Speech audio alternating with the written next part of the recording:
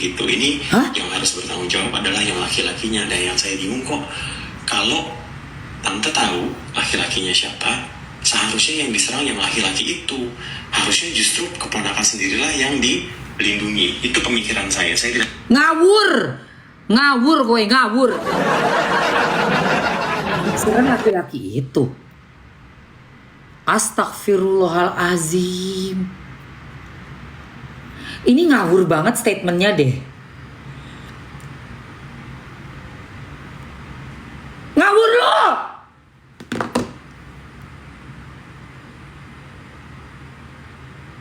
Udah tahu salah masih gak juga merasa salah. Kepala batu. Kepala batu. Ngomong apa kamu?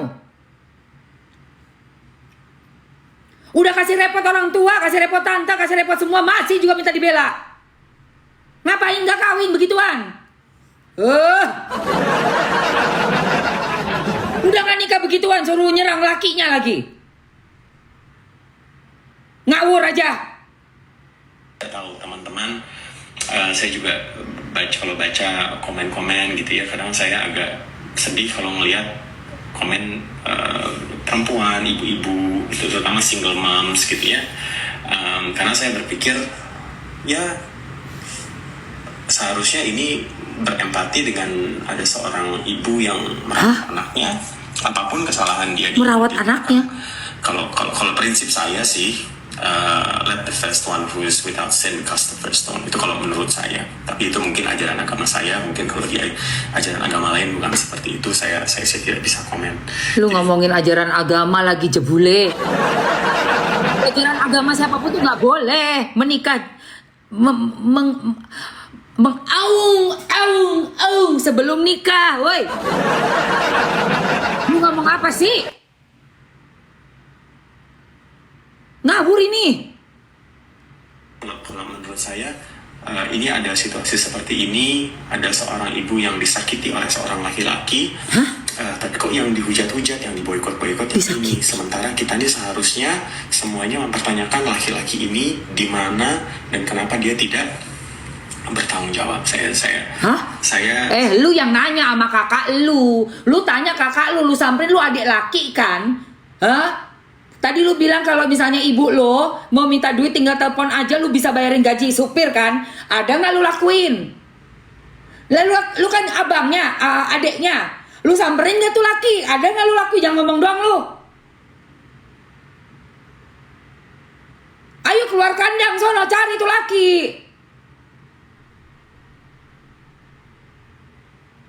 Lu suruh nyalain lakinya, lu adeknya gimana sih lu laki?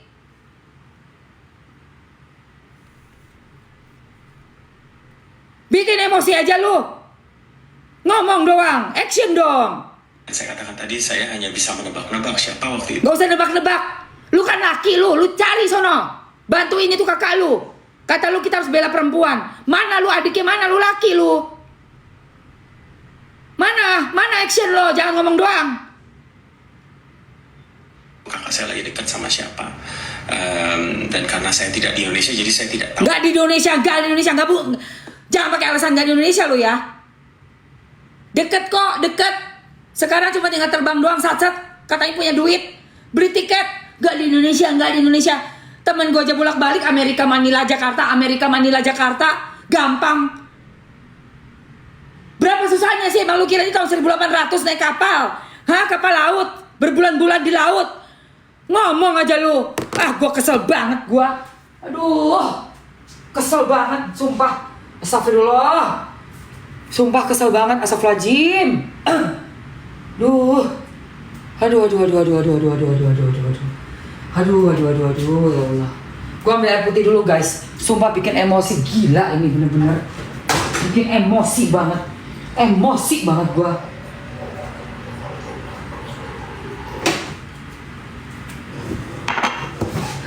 Gak usah ngemeng, kebanyakan ngemeng ya. Tanya itu sama adik lu, sama kakak lu tuh, sama siapa dia? Dari tadi luar negeri. Kesel banget.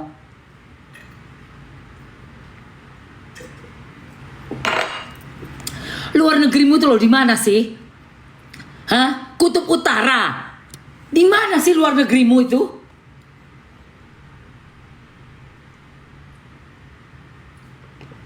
Zizi, sini sayang.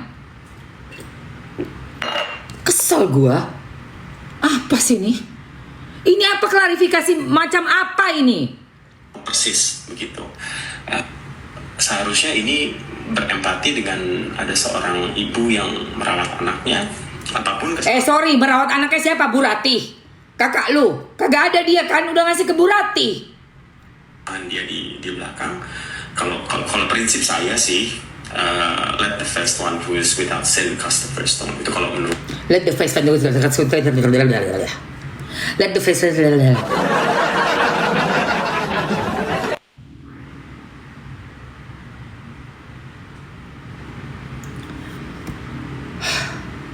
saya. Tapi itu mungkin ajaran agama saya. Mungkin kalau di ajaran agama lain bukan seperti itu. Saya tidak bisa komen. Ini bener-bener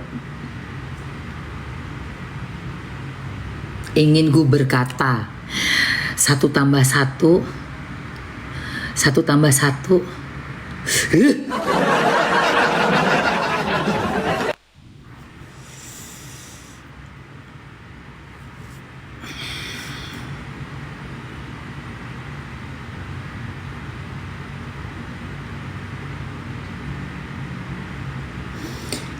Masih kuat gak nih gue ngelanjutin ya guys?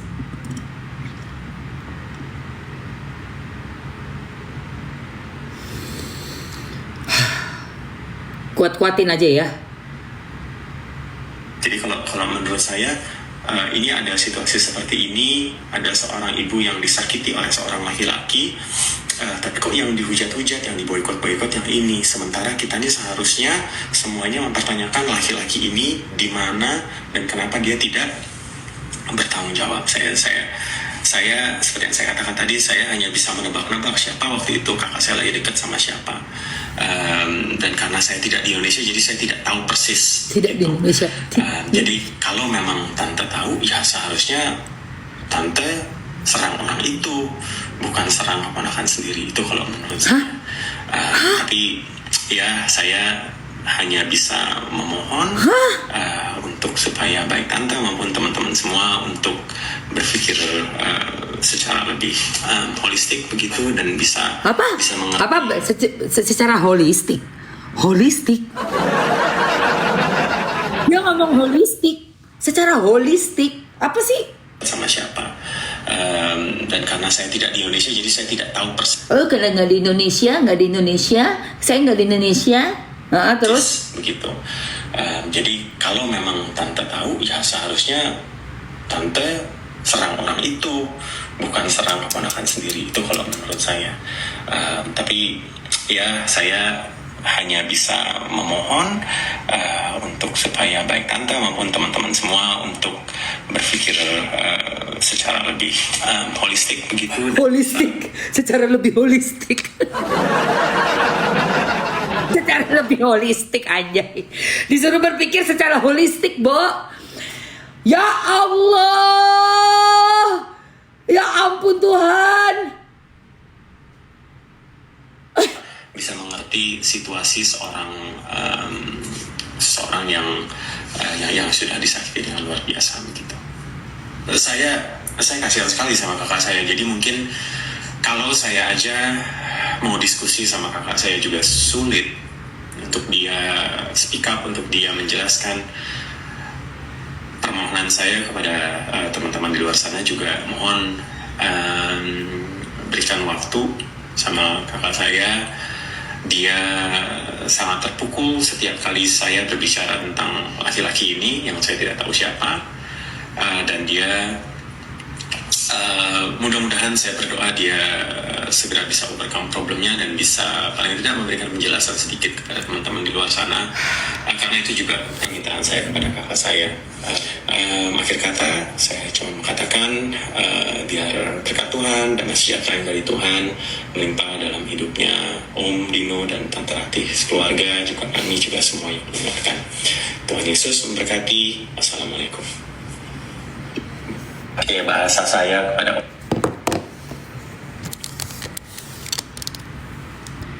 Seharusnya tuh lu tuh nggak usah keluar bikin statement makin rungsing. Statement lu yang holistik lah, yang Tante Rati serang si laki-laki lah, apalah. Intinya kacamata mama. Intinya kacamata mama udahlah. Intinya mobil ngapain? Mobil suruh dicicil, nyicil, cicilannya juga gede.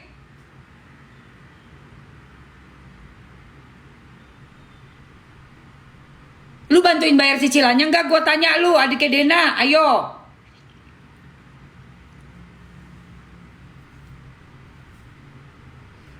Cicilan mobil, that simple.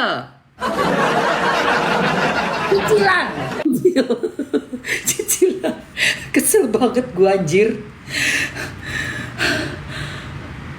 Kalau mau kita bahas bisa kok bayar gaji supir. Kok itu yang dibahas sih lu? Jaka sembung bawa golok. Ya Allah ya Robi. Dari tadi kalau mau, saya juga nggak tahu, saya di luar negeri. Jadi lu tuh maunya apa? Tanpa maksud menyombongkan diri, bisa bayar. Pernah bayar nggak? Mams kitanya. Kamu pernah bantu bayar nggak? Iya tapi saya di luar negeri. Giliran ditanya di luar negeri. Lu lari-larinya ke luar negeri. Sebenarnya lu bisa nggak? Duh, gue jadi kayak orang gila. Gue gemes banget sama lu ya. Ini keluarga bener-bener ya. Dari tadi minta maafnya nggak jelas, nggak ada permintaan maaf ke Bu Rati. Yang adeknya malah nyudutin lagi. Kalian itu keponaan ya. Kalian itu levelnya keponaan, jangan kurang asem sama orang tua.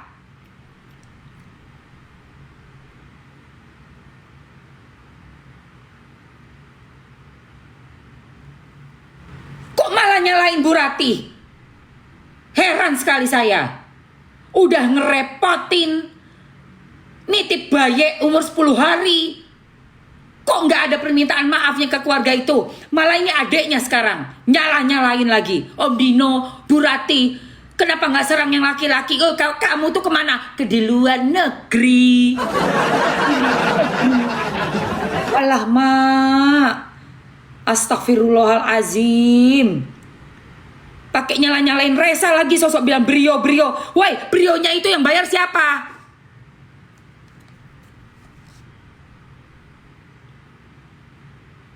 Di lobi.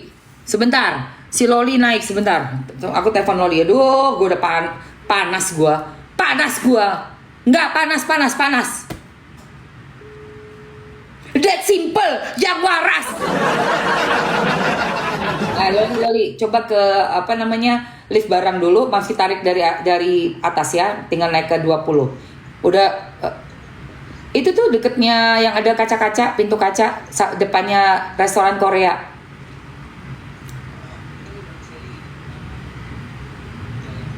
Ya jalan, begitu sampai depan liftnya udah bisa masuk ke dalam lift, baru mesti pencetin. Gak bisa sabar, gue gedeg banget. Udah, oke, aku pencetin. Tap layar guys, bikin 500.000. Tunggu lagi rame nih Loli, yuk masuk. Bentar ya, masih naikin yuk. Yuk.